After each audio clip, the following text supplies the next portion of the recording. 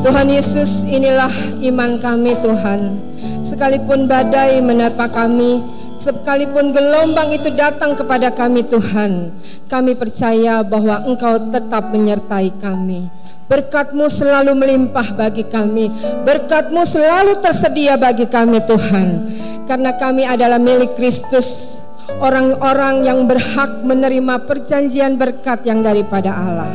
Oleh sebab itu Tuhan, pada pagi hari ini kami ingin duduk diam mendengarkan firman-Mu. Mari kiranya Engkau bersabda kepada kami Tuhan pada pagi ini. Biarlah firman-Mu itu Tuhan dapat kami terima, dapat kami tangkap. Terlebih lagi Tuhan dapat kami lakukan di dalam setiap kehidupan kami sehari-hari. Terima kasih Tuhan, kami percaya firman-Mu akan menjadi berkat pada pagi hari ini bagi hamba-hamba jemaat-Mu yang mendengarkan, tetapi juga bagi hamba-Mu yang menyampaikan. Kami sama-sama diberkati. Terima kasih Tuhan Yesus. Dalam nama Yesus kami mengucap syukur dan siap menerima firman-Mu. Amin. Shalom, silahkan duduk Bapak Ibu. Bulan ini tema khotbah gereja kita adalah perjanjian berkat. Seperti yang minggu lalu sudah diberitakan ya tentang bagaimana perjanjian berkat. Mari kita lihat mengulang sedikit tentang perjanjian berkat. Perjanjian berkat adalah perjanjian Allah dengan Abraham seperti yang terdapat di Kejadian 12 ayat 1 sampai 3. Ya, di situ dikatakan, berfirmanlah Tuhan kepada Abram, pergilah dari negerimu dan dari sanak saudaramu dan dari rumah bapamu ini ke negeri yang kutunjukkan kepadamu. Aku akan membuat engkau menjadi bangsa yang besar dan memberkati engkau serta membuat namamu masyhur. Dan engkau akan menjadi berkat. Aku akan memberkati orang-orang yang memberkati engkau dan mengutuk orang-orang yang mengutuk engkau. Dan olehmu semua kaum di muka bumi akan mendapat berkat. Perjanjian berkat ini di mana Allah berjanji sekali lagi kepada Abraham bahwa Abraham ini akan menjadi bangsa yang besar. Ya, dia akan memberkati Abraham, membuat nama Abraham masyhur dan membuat Abraham menjadi berkat. Dan karena Abraham, semua kaum di muka bumi ini mendapat berkat. Dan kabar baiknya buat kita Bapak Ibu, ternyata perjanjian Allah itu tidak hanya untuk Abraham. Ya, tetapi kita juga yang adalah milik Kristus berhak menerima janji Allah itu. Kita lihat di Galatia 3 ayat 29, di slide-nya, Galatia 3 ayat 29 dikatakan, dan jikalau kamu adalah milik Kristus, maka kamu juga adalah keturunan Abraham dan berhak menerima janji Allah. Amin. Kita adalah milik Kristus. Amin. Dan kita berhak menerima janji Allah itu. Kita berhak sekali lagi mendapat kekayaan dan berkat seperti Abraham. Hanya saja Bapak Ibu, kekayaan itu tidak Allah berikan secara instan. Atau kekayaan atau berkat itu tidak diturunkan secara langsung dari surga, ya bruk begitu di kamar kita lalu kita dapat kekayaan. Sekalipun Allah bisa saja membuat mujizat seperti itu, tapi Allah tidak lakukan karena Allah sudah mengatakan di Ulangan 8 ayat 18, Ulangan 8 ayat 18 dikatakan, tetapi haruslah engkau ingat kepada Tuhan Allahmu, sebab dialah yang memberikan kepadamu kekuatan untuk memperoleh kekayaan, dengan maksud meneguhkan perjanjian yang diikrarkannya dengan sumpah kepada nenek moyang kita, seperti sekarang ini. Jadi yang Tuhan janji itu kekuatan untuk memperoleh kekayaan. Sekali lagi tidak diberikan secara instan, bukan dengan cara ditumpangin tangan, roh hutang suruh pergi, impartasi roh kekayaan, bukan seperti itu.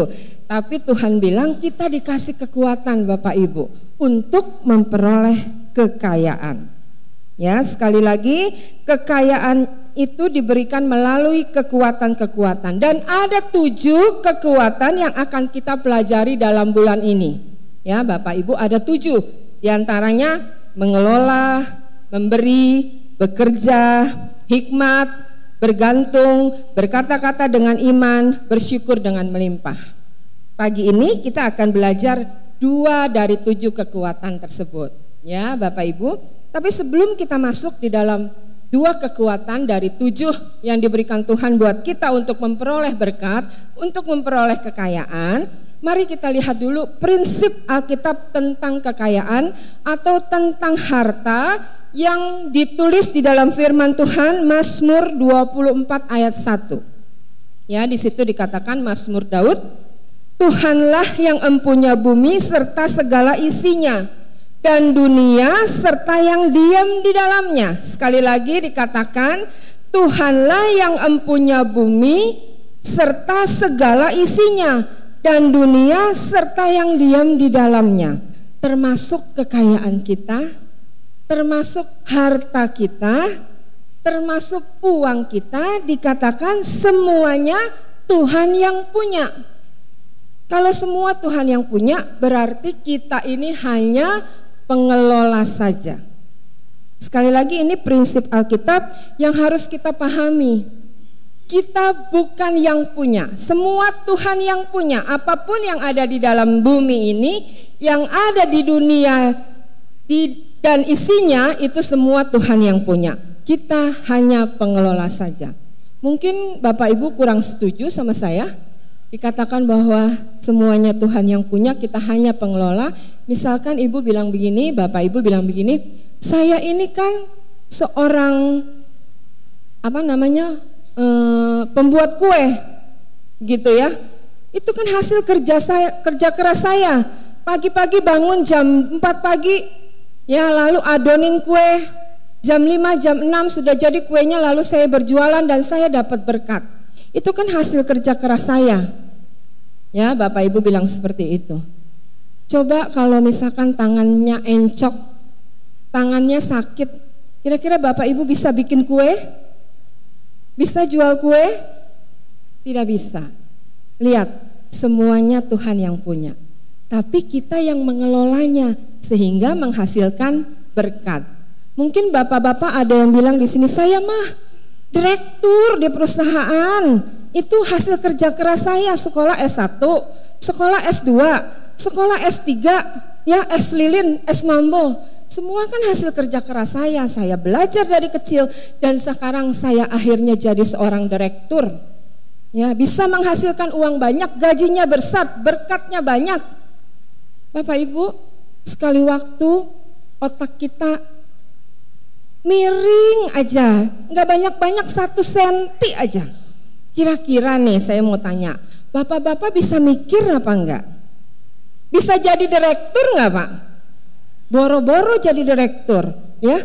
Keluar dari mulut kita nih ada yang tes-tes, kita nggak tahu kalau otak kita miring. Lihat, semuanya Tuhan yang punya, amin. Talentanya Tuhan yang kasih, kepintaran otaknya Tuhan yang kasih, amin. Tapi kita pinter kelolanya. Kita sekolah yang pinter, ya. Kita berhasil, kita menjadi orang-orang yang berkarir, kita dapat berkat, itu kita pinter kelolanya. Sekali lagi, prinsip Alkitab mengatakan, semua yang ada di dunia ini, yang ada di bumi ini, semuanya milik Tuhan, amin. Kita hanya pengelolanya. Hari ini kita mau belajar, ya Bapak Ibu, kekuatan yang daripada Tuhan. Sebagai pengelola, Tuhan kasih kekuatan-kekuatan bagi kita. Kekuatan yang pertama, ya, kekuatan yang pertama adalah kekuatan mengelola. Mengapa mengelola adalah kekuatan untuk memperoleh kekayaan?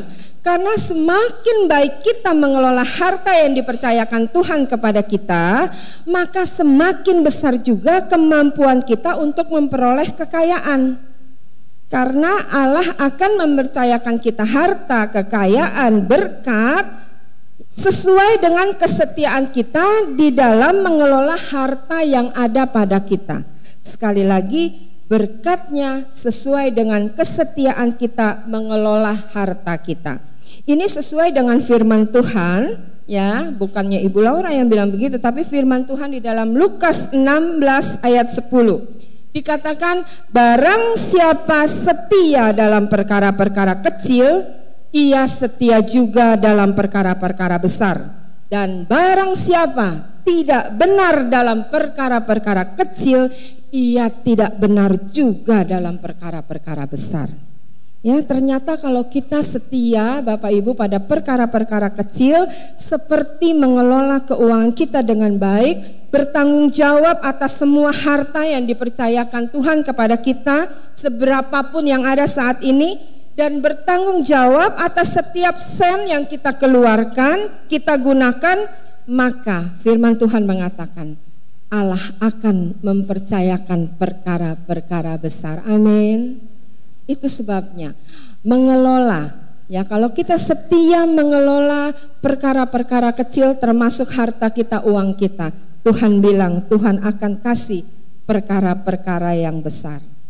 Untuk menjadi pengelola keuangan yang baik, maka ada beberapa hal Bapak Ibu yang harus kita perhatikan. Ya, karena kita mau belajar untuk memperoleh kekayaan, kita harus kelola harta kita. Dan untuk menjadi pengelola yang baik, untuk mengelola keuangan kita, ada beberapa hal yang harus kita perhatikan.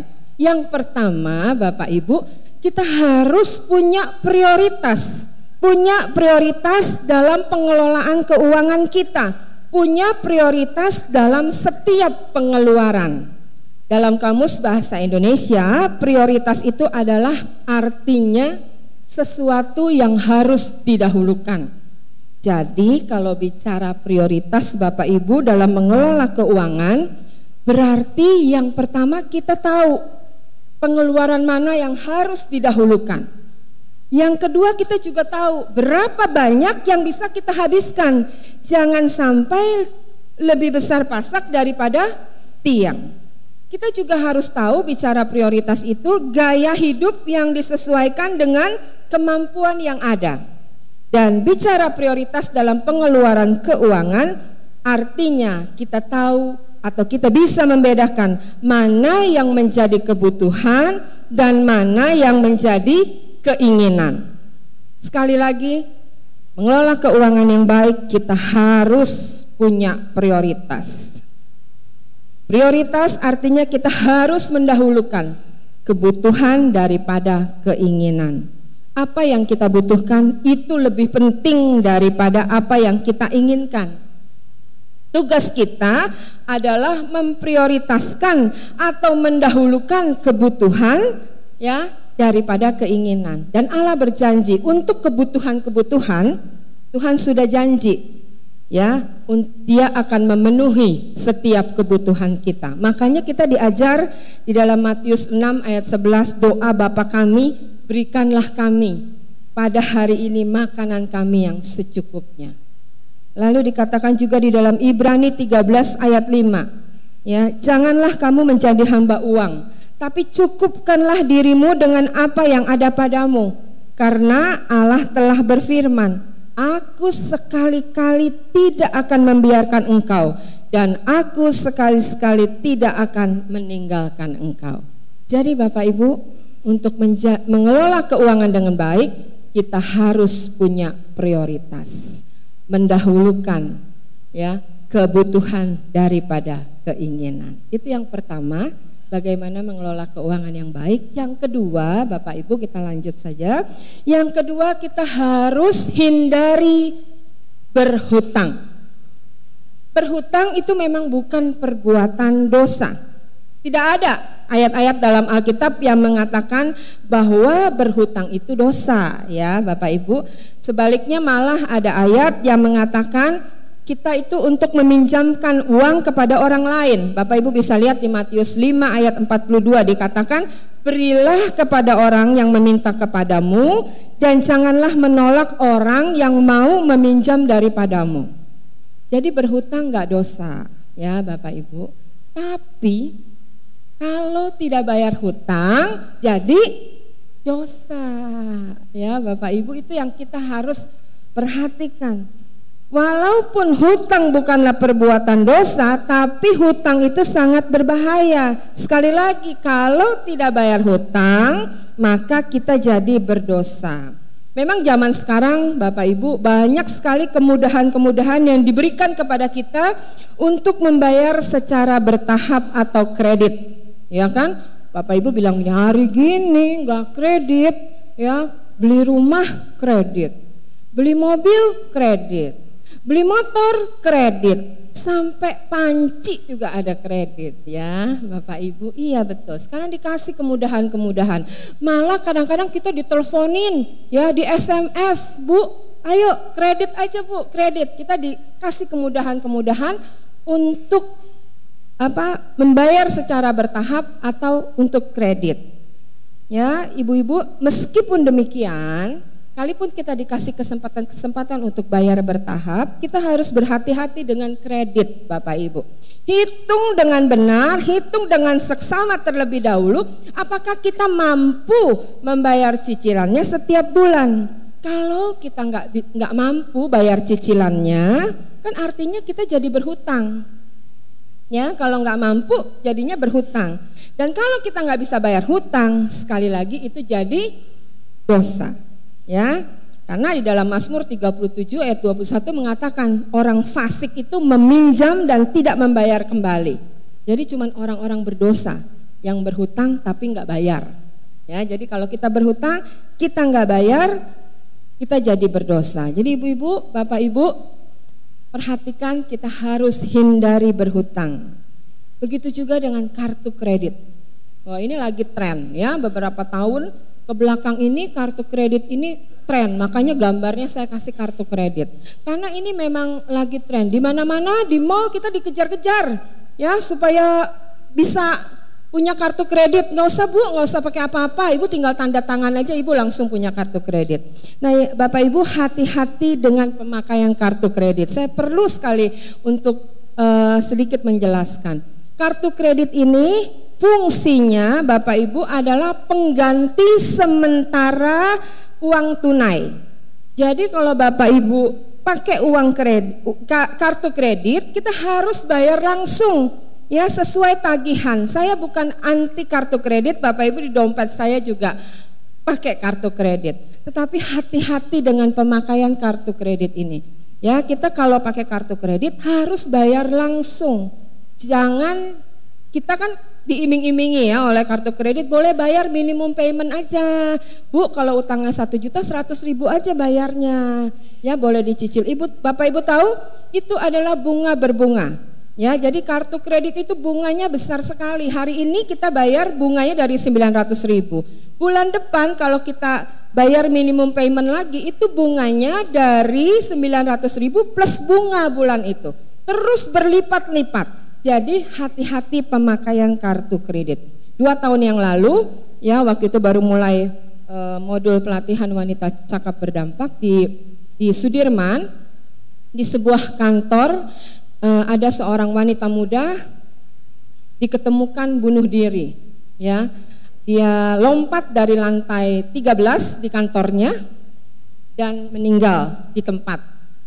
Setelah dicek, ternyata di kantongnya itu ada surat ya, dia minta maaf kepada mama papa, maafkan saya melakukan ini karena ternyata Bapak Ibu dia memakai 10 kartu kredit dan semuanya over limit. Dia tidak sanggup bayar, padahal dia bekerja, dia seorang karyawan, dia punya gaji, tapi akhirnya dia tidak sanggup bayar, putus asa dan akhirnya dia bunuh diri. Ya, kartu kredit bisa membantu, tapi kalau kita tidak pandai menggunakannya, maka kartu kredit ini akhirnya bisa menghancurkan kita. Ada satu orang, ini juga kisah sesungguhnya, bukan jemaat Petamburan tapi jemaat di gereja lain, seorang laki-laki, dia juga sudah bekerja. Pada akhirnya dia harus menjual rumah mamah papanya seharga 350 juta di daerah Jakarta Barat. Ya, dia harus menjual rumah orang tuanya karena punya hutang di kartu kredit 350 juta. Awalnya cuma 10 juta. Ya, 10 juta lalu berlipat sampai akhirnya 350 juta. Ya, bayangkan mama papanya harus kontrak rumah demi membayar hutang anaknya yang 350 juta. Hati-hati dengan pemakaian kartu kredit ini. Bapak Ibu, kita perlu mengatur keuangan kita dengan baik. Karena fondasi keuangan yang baik adalah keuangan yang bebas hutang.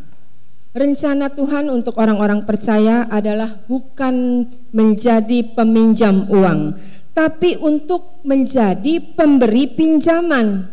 Ya, Ulangan 28 ayat 12, Tuhan akan membuka bagimu perbendaharaannya yang melimpah, yakni langit, untuk memberi hujan bagi tanahmu pada masanya dan memberkati segala pekerjaanmu, sehingga engkau memberi pinjaman kepada banyak bangsa, tapi engkau sendiri tidak meminta pinjaman. Bapak Ibu, hindari berhutang yang berat.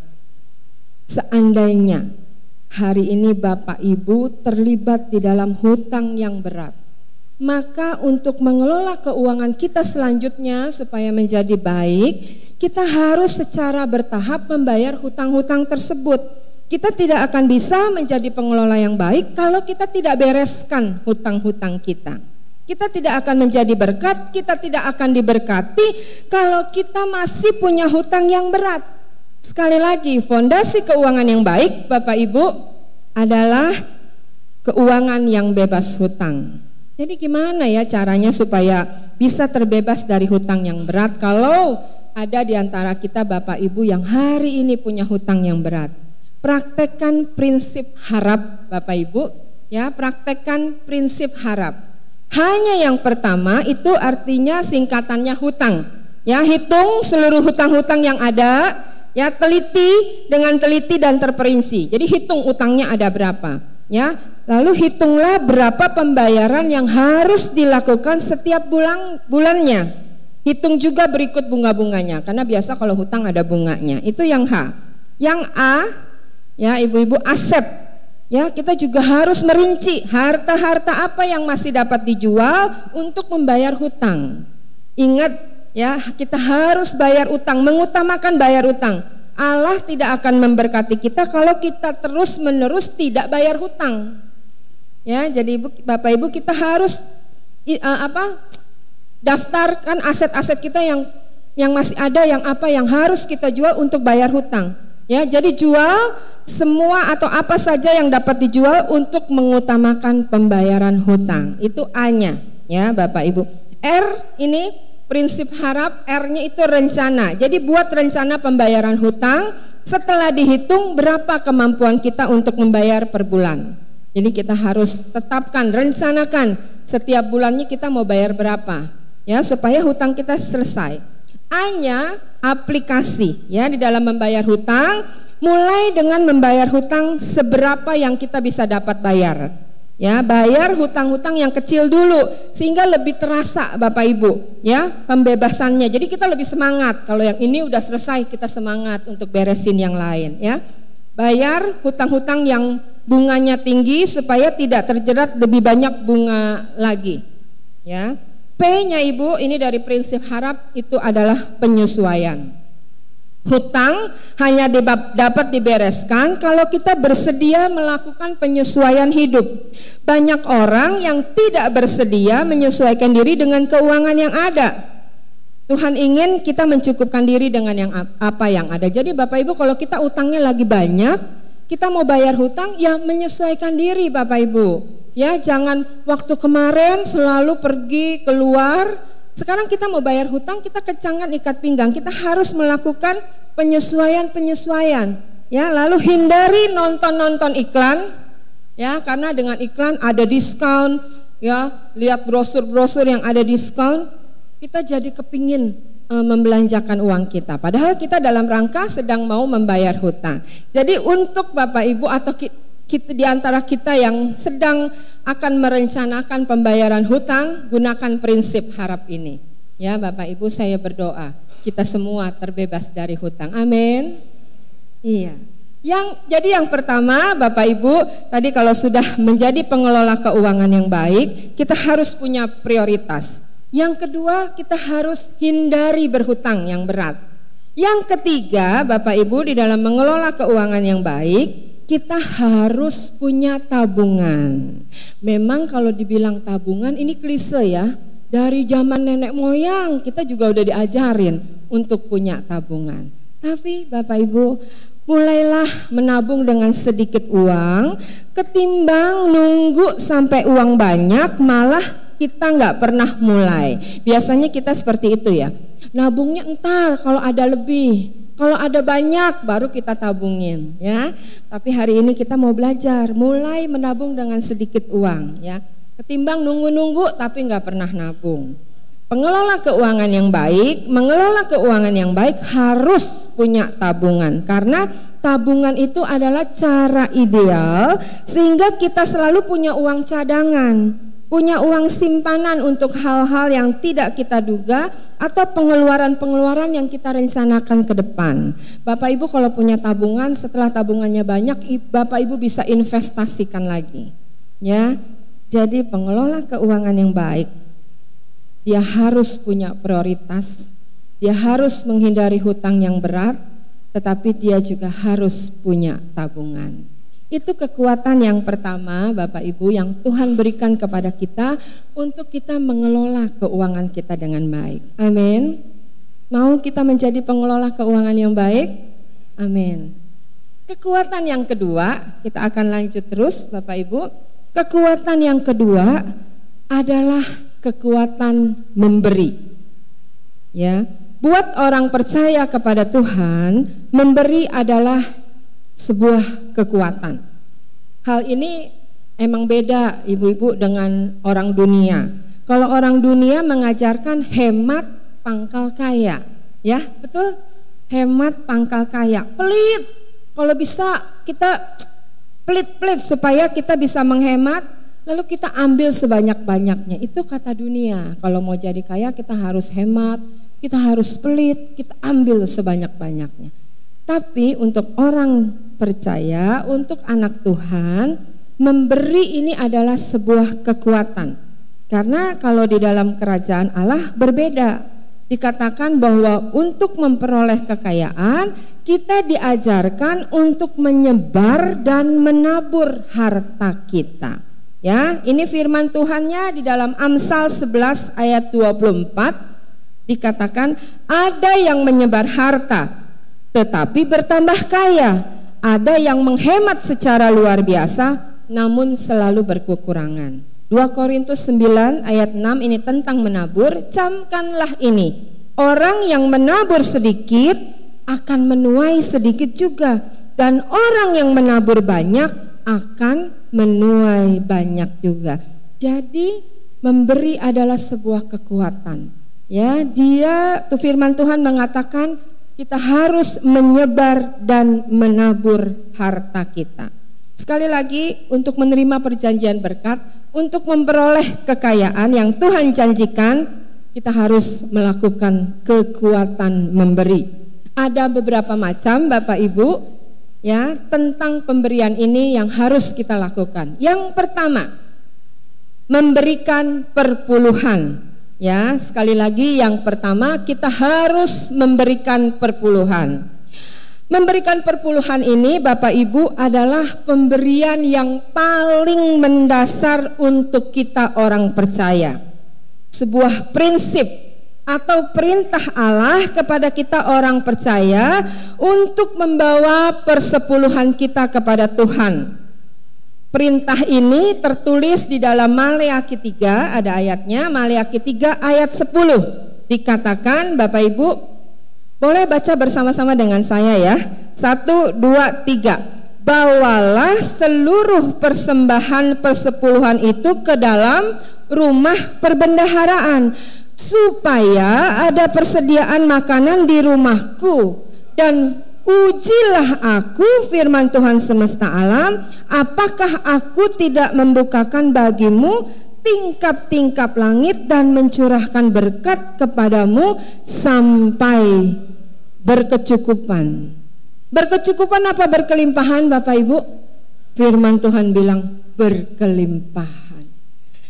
Memberikan perpuluhan sekali lagi adalah memberi kepada Allah apa yang menjadi haknya. Tadi kita sudah belajar prinsip Alkitab, semua yang ada di bumi ini, semua yang ada di dunia dan diam di dalamnya, di dalam dunia itu adalah milik Tuhan. Dan kita hanya pengelola saja. Bapak Ibu, saya ingin mau kasih ilustrasi, misalkan saja saya punya sebuah toko, ya. Toko itu punya saya, modalnya punya saya, tapi saya tunjuk Ibu Neneng menjadi pengelolanya. Sekali lagi, saya yang punya toko, saya yang punya modal, tapi saya tunjuk Ibu Neneng menjadi pengelola. Biasanya ada kesepakatan, betul Bapak Ibu ya? Hasil keuntungannya 70% untuk saya sebagai yang punya toko, yang punya modal, tapi 30% untuk Ibu Neneng sebagai pengelola. Atau kalau nggak 70-30, 60-40, 60 kembalikan kepada saya hasil keuntungan yang punya modal, yang punya toko, 40% untuk Ibu Neneng yang mengelola. Atau itu ada kesepakatannya 80-20, 60-40, biasanya seperti itu. Nah, Bapak Ibu, tadi prinsip Alkitab mengatakan bahwa semua Tuhan yang punya, amin. Kita hanya pengelolanya. Dan perpuluhan ini adalah kesepakatan Allah dengan kita orang yang percaya. Hebatnya Tuhan kita, Dia mengatakan begini, 10% kembalikan kepada saya sebagai pemilik. 90% boleh habiskan untuk you sebagai pengelola. Ya, karena kan dia yang punya modal, dia yang punya semuanya, dikatakan kita hanya pengelola. Kesepakatannya Maleakhi 3 ayat 10% aja kembalikan ke rumah perbendaharaan. 90%-nya you boleh habiskan. Sayangnya Bapak Ibu, kadangkala sudah dikasih begitu murah 10%. Kalau orang dunia mana ada kita temukan kesepakatan seperti Tuhan kita. Biasanya pengelola bagiannya kecil, yang punya modal, yang punya toko dia pasti besar. Orang dia yang punya modal, dia yang punya tokonya. Tapi hebatnya Tuhan kita, Dia bilang 10% kembalikan kepada rumah perbendaharaanku, 90% untuk kamu sebagai pengelola. Sekali lagi, sayangnya kadangkala 10% pun kita habiskan. Tapi nggak ada, kalau jemaat Petamburan semua memberi kepada Tuhan. Ya, cuman di sana banyak sekali menghabiskan kesepakatan yang Tuhan berikan. 10% kembalikan ke rumah perbendaharaan. Dan di sini dikatakan firman Tuhan, ujilah aku. Kalau bahasa gaulnya, nggak percaya, coba aja, gitu loh Bapak Ibu. Ya kan, nggak percaya, coba aja. Firman Tuhan bilang, aku akan membukakan bagimu tingkap-tingkap langit dan mencurahkan berkat kepadamu sampai berkelimpahan. Amin. Sekali lagi, perpuluhan mengembalikan apa yang menjadi haknya Tuhan. Itu bukan bagian kita Bapak Ibu, itu punyanya Tuhan. Jadi kita harus mengembalikan apa yang punya Tuhan, apa yang menjadi kesepakatan, kita harus kembalikan kepada Tuhan. Jangan kita habiskan juga. Kalau kita tidak pernah mengembalikan perpuluhan, itu artinya kita mau jadi pemilik. Ya dong, tadi kan kita pengelola. Tapi kalau kita nggak pernah mengembalikan kesepakatan, itu namanya kita mau jadi pemilik. Ya, kita berarti menipu Tuhan. Karena Maleakhi 3 ayat 8, kalau Ibu baca di dalam Maleakhi sekali lagi dikatakan, bolehkah manusia menipu Allah? Namun kamu menipu aku. Lalu tetapi manusia berkata, dengan cara bagaimanakah kami menipu engkau? Mengenai persembahan, persepuluhan dan persembahan khusus, kata Tuhan. Jadi Bu, kalau kita tidak, Bapak Ibu, kalau kita tidak mengembalikan persepuluhan, itu artinya kita sedang menipu Allah. Malahan di dalam Alkitab King James dikatakan kita merampok Allah.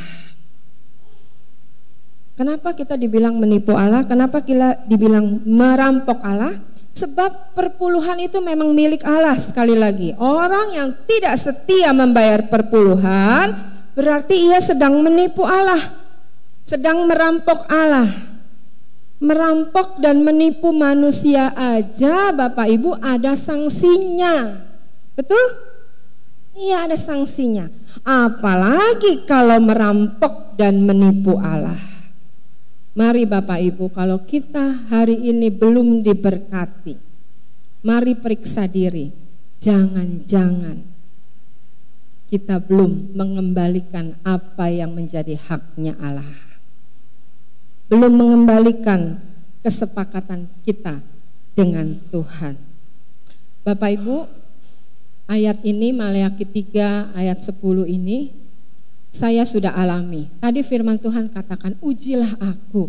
Kalau Bapak Ibu belum percaya, belum melakukan, maka belum bisa terjadi. Saya boleh kesaksian ya, waktu masih remaja saya sudah diajar untuk memberikan perpuluhan di remaja Petamburan. Jadi sejak kecil saya bertumbuh di GBI Petamburan. Jadi ceritanya dapat anak pendetanya Bapak Ibu ya. Jadi waktu sejak kecil, sejak muda diajar untuk memberikan perpuluhan kepada Tuhan. Jadi waktu saya belum selesai kuliah di kampus tuh ada cari pekerja gitu ya, cari karyawan. Saya mulai melamar ya honorer gitu, gajinya kecil Bapak Ibu ya. Tetapi ketika saya diterima di pekerjaan itu, saya belajar untuk mengembalikan perpuluhan kepada Tuhan. Gaji saya sedikit, 1/10-nya pasti saya kembalikan kepada Tuhan.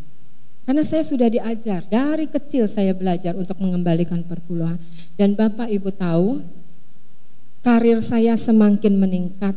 Ya, dari pekerja cuman honorer, gajinya sedikit, tetapi saya dinaikkan, dipromosi oleh Tuhan. Terus naik dan tidak pernah turun.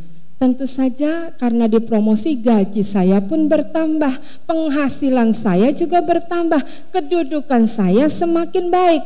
Tapi saya setia membayar perpuluhan.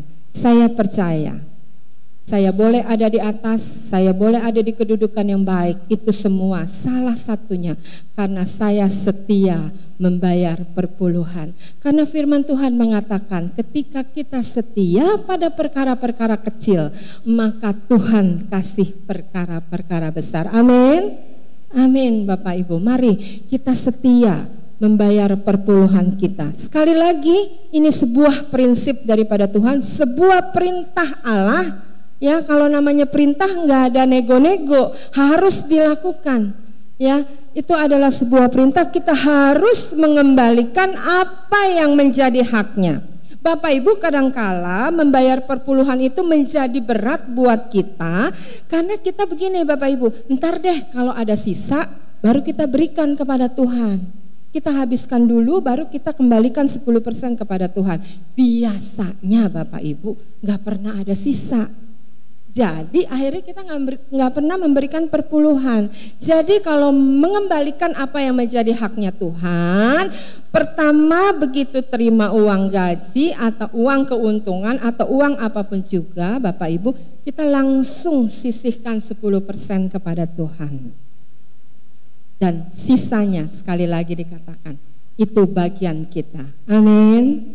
Bapak Ibu, ada sebuah kesaksian bagaimana seorang, ini kejadian sesungguhnya tapi saya tidak sebutkan namanya. Seorang kontraktor, ya kontraktor muda, dia berhasil karena awalnya membangun satu rumah, lalu dia jual beli rumah begitu. Bangun satu rumah satu, jual lagi, bangun lagi, ya. Dia rajin memberikan perpuluhan kepada Tuhan. Dia setia membayarkan perpuluhan, memberikan perpuluhan kepada Tuhan.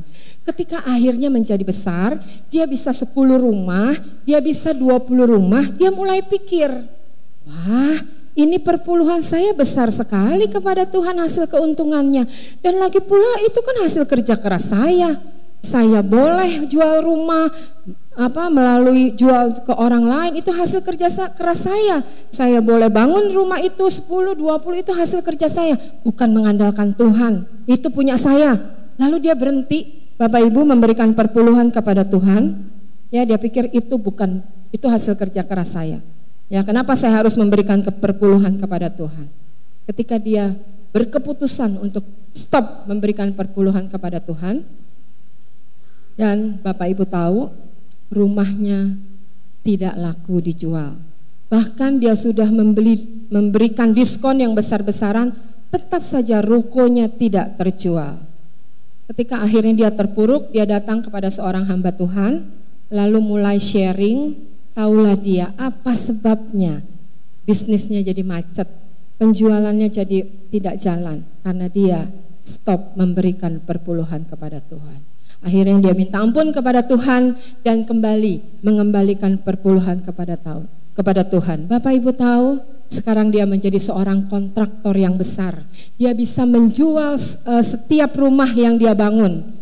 Ya, Bapak Ibu, saya tidak bermaksud untuk menakut-nakuti. Ini kisah yang sesungguhnya. Saya sharing, saya berkesaksian.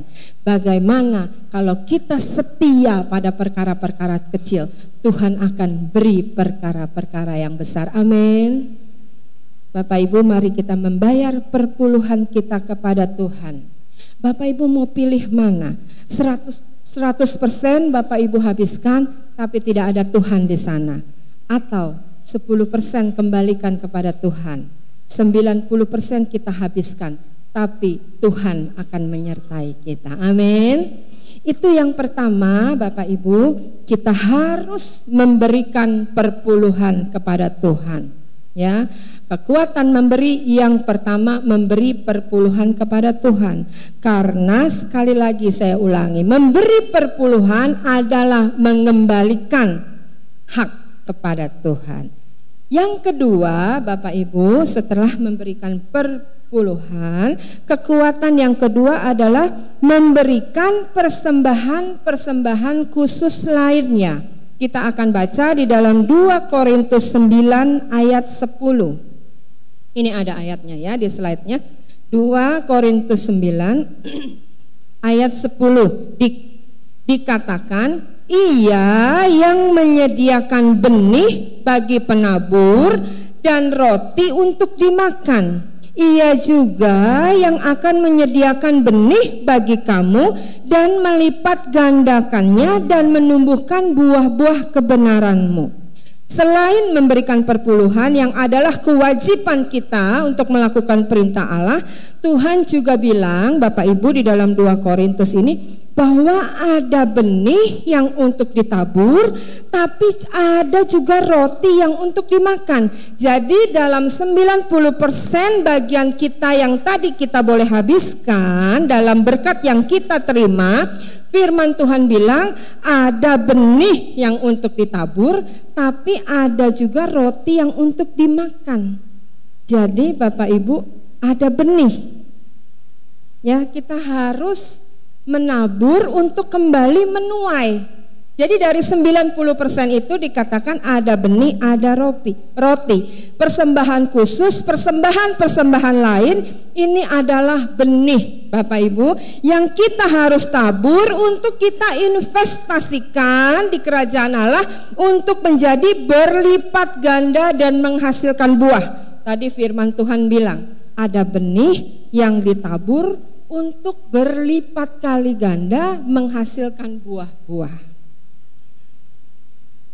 Bapak Ibu, sekali lagi, dalam 90% bagian kita itu ada benih yang bisa ditabur untuk kembali berlipat ganda, diinvestasikan dalam kerajaan Allah, tapi ada roti yang bisa kita habiskan.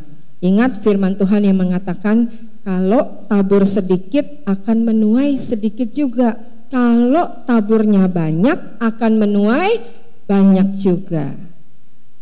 Persembahan khusus, persembahan lainnya ini adalah sekali lagi benih yang kita investasikan dalam kerajaan Allah. Bapak Ibu, banyak sekali saya sudah mendengar kesaksian-kesaksian bagaimana orang menabur lalu dia menuai.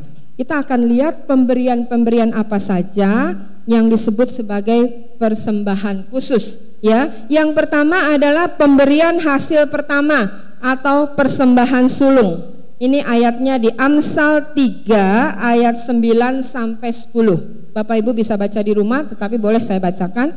Mulailah Tuhan dengan hartamu dan dengan hasil pertama dari segala penghasilanmu, maka lumbung-lumbungmu akan diisi penuh sampai melimpah-limpah, dan bejana pemerahanmu akan meluap dengan air buah anggurnya.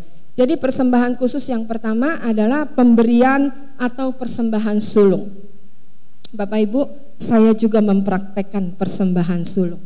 Ya, waktu saya pertama kali mendapat gaji, semuanya saya berikan kepada Tuhan.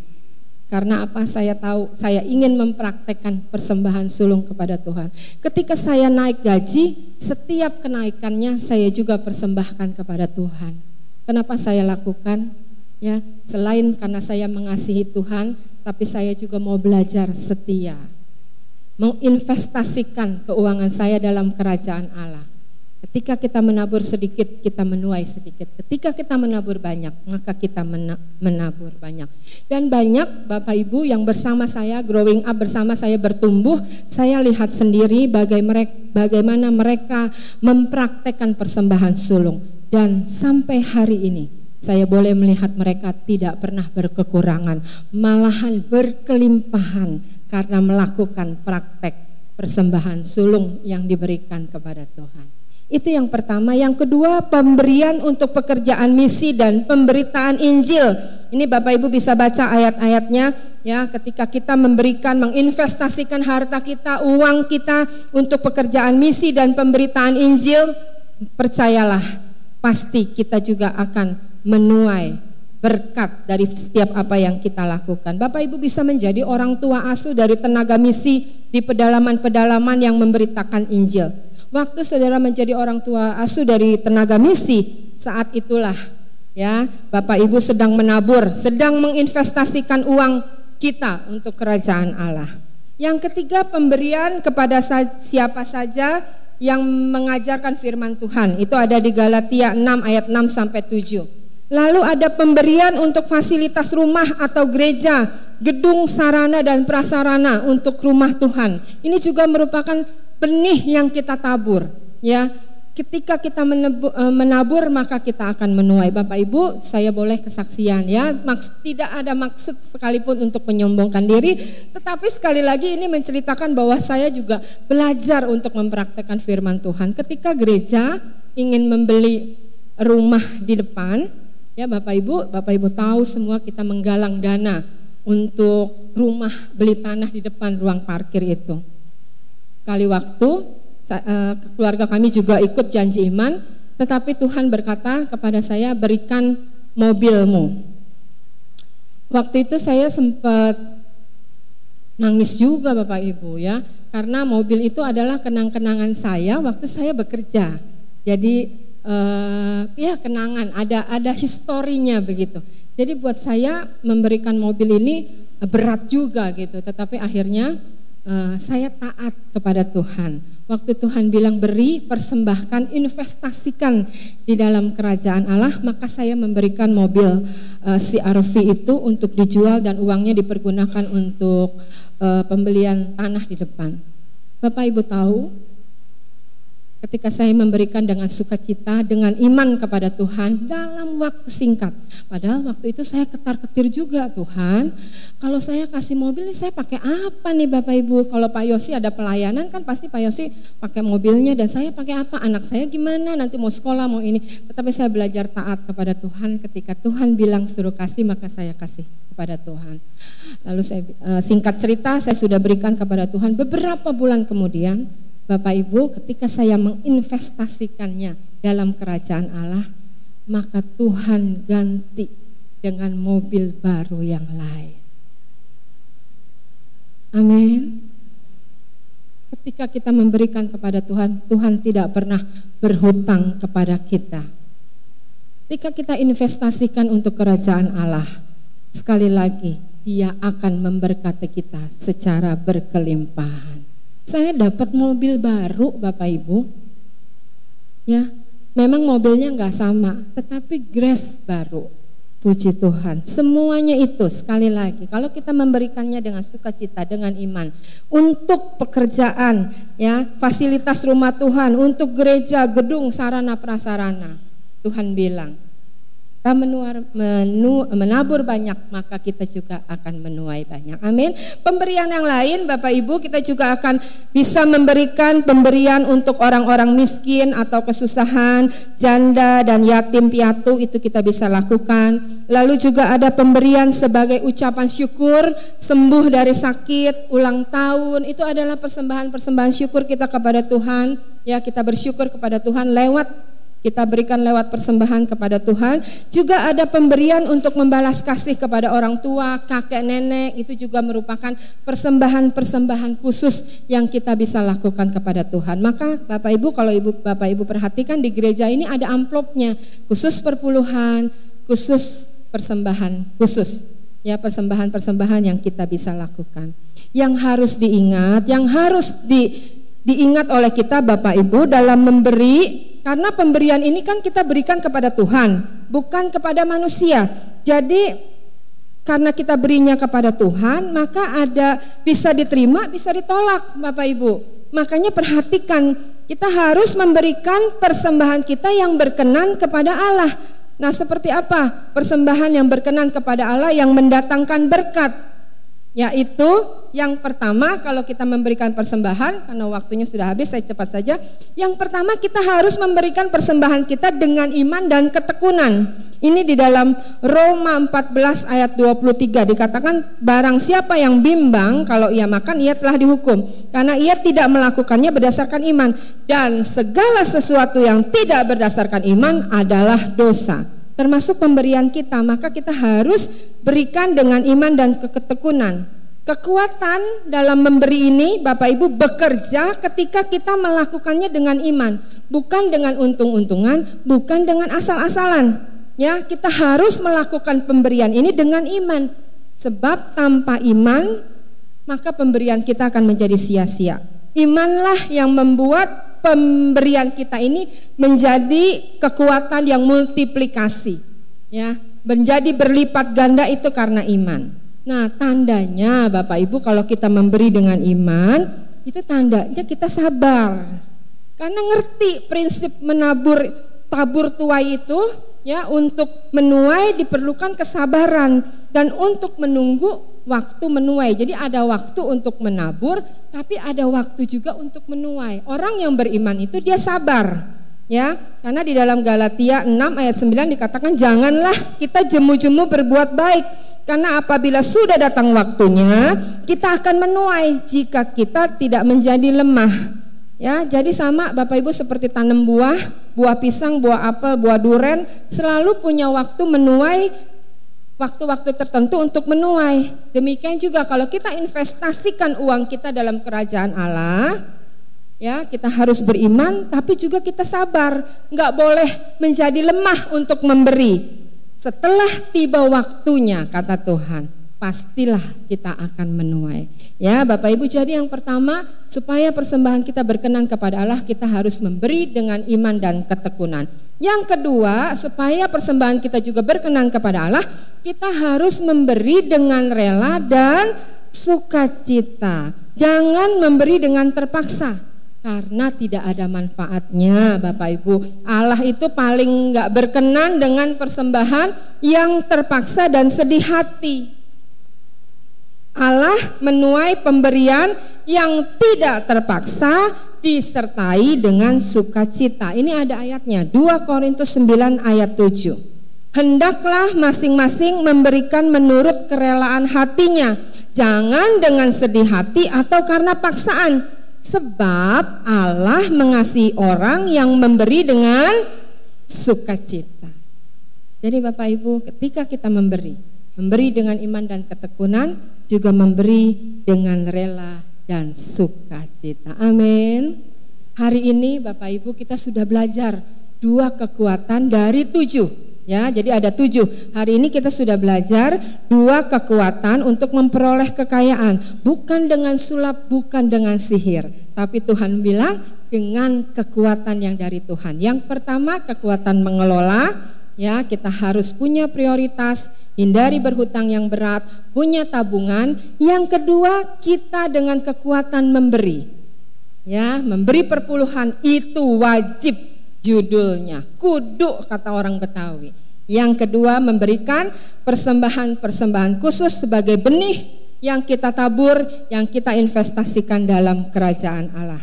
Sekali lagi janji Tuhan buat kita, jika kita setia pada perkara-perkara kecil, maka Tuhan akan kasih perkara-perkara besar. Kalau kita menabur banyak, maka kita akan menuai banyak. Bapak Ibu, selamat memperoleh kekayaan dan berkat Tuhan. Selamat melakukan kekuatan mengelola dan memberi. Tuhan memberkati. Amin. Kita akan sama-sama bangkit berdiri, nyanyikan pujian tadi sebelum firman.